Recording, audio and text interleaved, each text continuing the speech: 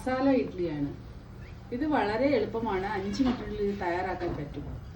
നിങ്ങൾക്ക് മറ്റുള്ള കൂട്ടാനുകളൊക്കെ ഉണ്ടാക്കാൻ, കറികളൊക്കെ ഉണ്ടാക്കാൻ, സാമ്പാറൊക്കെ ഉണ്ടാക്കാൻ മടിയാണെങ്കിൽ വളരെ പെട്ടെന്ന് തന്നെ തയ്യാറാക്കാൻ പറ്റുന്ന ഒരു ഐറ്റമാണിത്.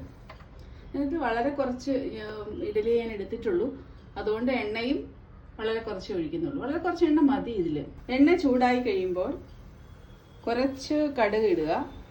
കടുക് പൊട്ടിക്കഴിയുമ്പോൾ നല്ല ടേസ്റ്റാണ്, കുറച്ച് കൂടിയാലും കുഴപ്പമൊന്നുമില്ല. പിന്നെ ഉഴുന്ന് പരിപ്പ്, ഇതൊക്കെ ഓപ്ഷണലാണ്. എനിക്കിതൊക്കെ ഭയങ്കര ഇഷ്ടമായതുകൊണ്ട് ഞാൻ ഇടുന്നത്. ഉഴുന്ന് പരിപ്പൊക്കെ ഇതിന് ടേസ്റ്റാണ്.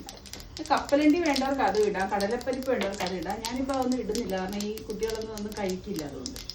പിന്നെ ഉഴുന്ന് പരിപ്പ് ഒരു ചുവന്ന കളറാകുമ്പോൾ, കറക്കരുത്, ചുവന്ന കളറാകുമ്പോൾ തന്നെ നമ്മൾ ഈ മസാലകളൊക്കെ ഇടണം. മസാലകളൊക്കെ ഇട്ട് കഴിയുമ്പോൾ പ്രത്യേകം ശ്രദ്ധിക്കേണ്ട കാര്യം, കരിയാതെ തീ വളരെ കുറച്ച് വെച്ച് വേണം മസാലകൾ ഇടേണ്ടത്. പിന്നെ നമ്മൾ ഉണക്കമുളക് ഞാൻ എല്ലാ കടുക് ഇറക്കുന്ന ഐറ്റത്തിലും ഇടും.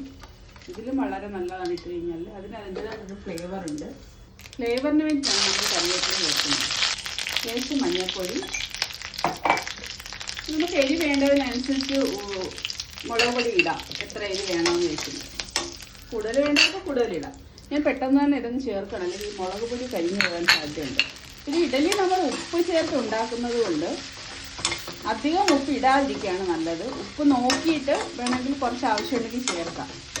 ഇതിനെ അധികം നേരം ഇങ്ങനെ ചൂടാക്കേണ്ട ആവശ്യം, ഒന്നാമത് ഇതൊരു കുക്ക് ചെയ്ത ഐറ്റമാണ്. ഇഡലിയിൽ നിന്ന് നമ്മൾ ആവിയിൽ വേവിച്ചെടുത്ത ഐറ്റമാണ്. അപ്പോൾ അധികം ഇത് കുക്ക് ചെയ്ത് കഴിഞ്ഞാൽ ഇത് ഹാർഡായി പോകും. നിങ്ങളങ്ങനെ അധികം ഇത് കുക്ക് ചെയ്യാതിരിക്കുക നല്ലത്. ഓഫ് ചെയ്ത് ഗ്യാസ് ഓഫ് ചെയ്ത് ഇത്രയും കാര്യമുള്ളൂ.